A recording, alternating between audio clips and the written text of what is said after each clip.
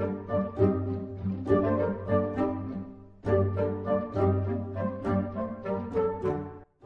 bookworms, welcome back to my channel and to another review, and today I will be talking about Summer of Secrets by Nicholas Scott. I took this book in a book exchange meeting back when he was allowed to meet other human beings, and I took it because it came across as this really light-hearted, fun, romantic, mysterious thriller with a bit of a historical angle, and you know what? Every now and then you are in the mood for something lightweight and fun. So what is this book actually about? So Summer of Secrets has two timelines, one in the present and one in the 1940s, just as World War II started, and they both take place in the same place in England. Now in the 40s we follow Maddie, who is a young teenager who lives in this big rundown manor by the sea, and Maddie's best friend in the entire world is her older sister Georgiana, who just came back from a trip to Europe, and she brings with her a group of her new friends. One of them, Victor, she suspects is more than just a friend, if you catch my drift. And Georgiana seemed to be really happy, but Maddie isn't really sure that she likes these new big city people and her sister's new personality. Now in the present, our main character is Chloe, who is in what is early on very clearly an abusive marriage. Now her husband isn't beating her, he doesn't chain her in the basement or anything, but he's a very rich, successful, handsome doctor who is extremely controlling and restrictive on her to a very disturbing degree. And Chloe, who used to be a photographer, takes a job doing a photo shoot for an author who turns out to be Maddie from the other timeline, today an elderly lady, and they two meet and share each other's life stories. First thing first, you probably noticed that there isn't any thriller element to what I just described, and that's because this book isn't a mystery, not really. And despite the back of the book implying that Chloe tries to find out the mysterious event that happened in the house in the 40s, she doesn't. It's a lie. And I didn't like it. This is partly my fault for not paying attention, but it mostly is the fault of the book publishers that strongly implies things that aren't true. And regardless, the end result is the fact that the book wasn't the genre that I thought it was. Okay, but how is the book as a non-thriller, regular fiction book? Well, it was fine. I read it in a few days. It was lightweight, so at least in that aspect I kind of got what I was aiming for. The issue is that it was very clear that the author wanted to write something deeper, but the book is structured in a way that doesn't really enable it to be anything profound. Instead, what we got is an almost book. This book is almost about an abusive relationship and their victims. It's almost about the relationship between an elderly lady and a younger lady. It's almost about the dark side of love, almost about how some things in human nature never change, whether they happen in the 1940s or almost a century later. But it felt like none of these ideas were fully explored in the book. Now, wait. I know what you're thinking. You just said you picked this book up because you wanted to read something light, but now you're complaining that it's not profound enough, and I totally get you, but you can write a book that is both lightweight and has a message. Just take a look at The Help. It's not the deepest book ever, and it's written in a way that's kind of, fun to read, but it still deals with some serious subject matter written in a medium that makes it more accessible to the wider audience. I think that in this novel it was a shame that she didn't explore more deeply the psychology of abusive relationship, even though it was pretty clear that this is where she was aiming. It's less of an issue in the 1940s because it's there, but it's not the main focus. Also, times were different. People were really pressured to get married before they really know if they match each other, and domestic abuse weren't really a thing that people knew a lot about. It's mostly, their own business, probably the fault of the wife. Hey, I'm not saying I agree with it, but this is how a lot of people thought back then.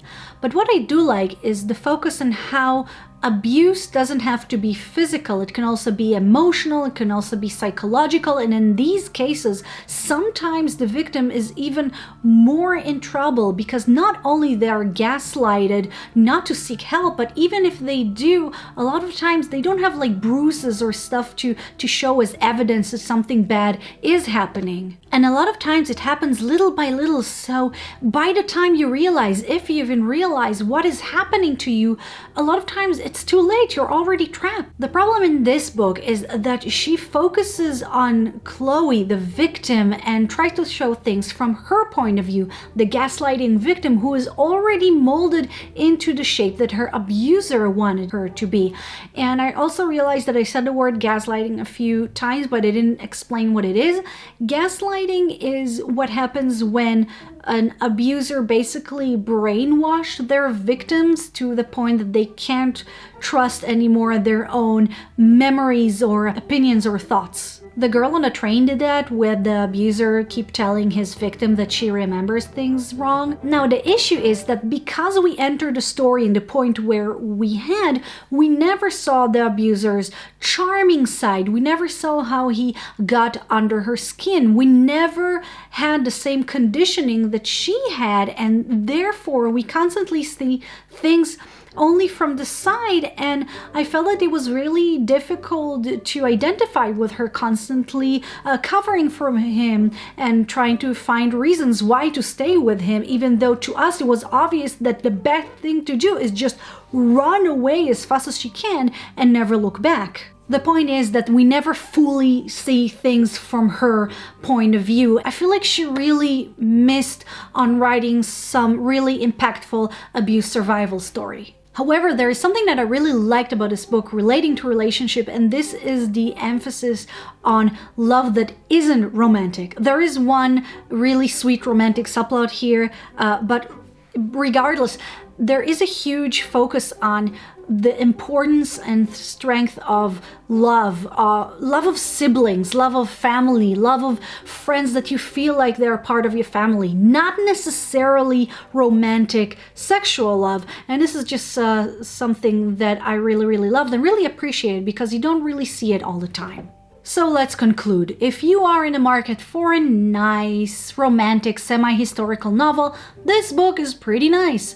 As I mentioned, my biggest problem was the fact that I didn't think it had enough of a focus to it.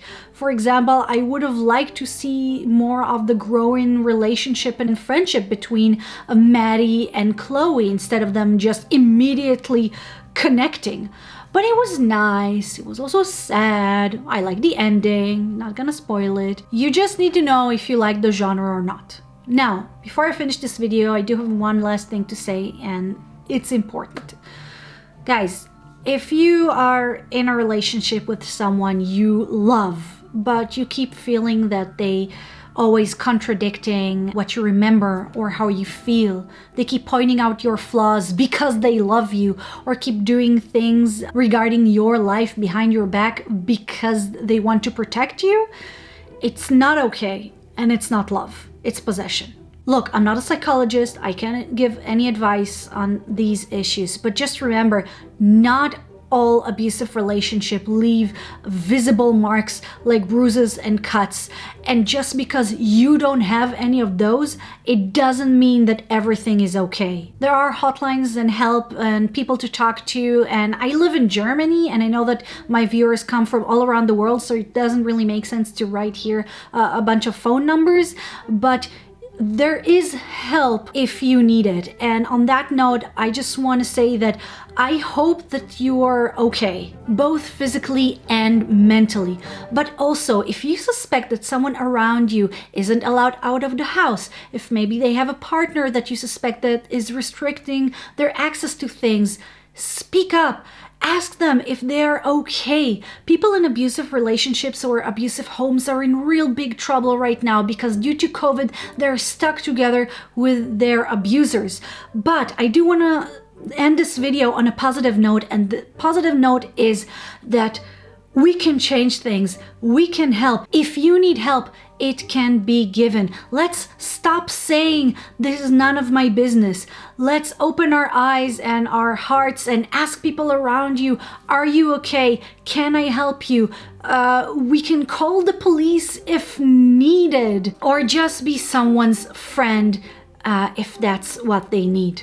Okay guys, this is where I'm going to end my video. Thank you very much for watching. I really hope you're doing okay, and I also hope you like this video. What a segue. Anyway, if you did like this video, don't forget to click the like button to show your support, and subscribe to my channel if you dare, and click the bell icon so you'll be notified whenever I upload a new video. Also, write down in the comment section if you have any recommendation for lighthearted, fun to read books that also have a bit more of a serious or more profound subject matter. And also, I tried to look, but I couldn't really find anything. But if you have any information about universal or international database for hotlines, or maybe an online chat that it doesn't matter where you are in the world, you can get help if you need it, I think that there are a lot of people who would appreciate that. Anyway, guys, thank you again for watching, and I'll see you next time. Bye bye.